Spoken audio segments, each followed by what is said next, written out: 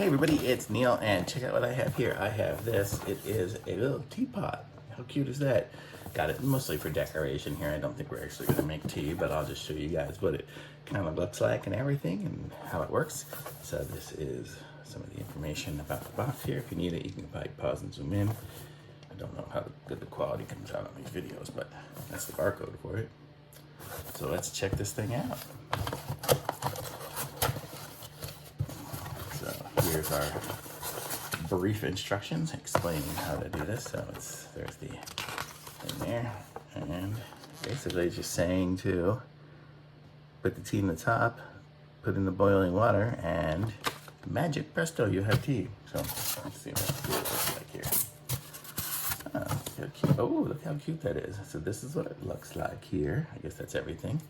It's got some styrofoam in there, so ignore that, but let's just see here. So this is the top, and here's the little tea basket. So you put the tea in here. This will come out. See, so if you need to wash it, everything comes apart. So this is just a glass bowl at this point. So you can do that. You put the tea in here, and it's got a zillion little holes. You can kind of see. You can see through it there.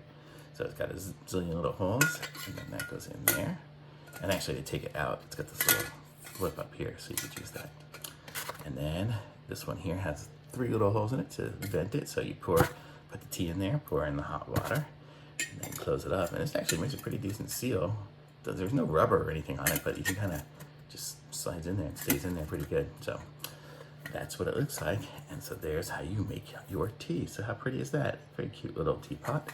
And we're just gonna set up for decoration for the time being, but maybe someday we'll try to make some tea out of it. It's very nice, it's cute, I like it. So thumbs up for me on this.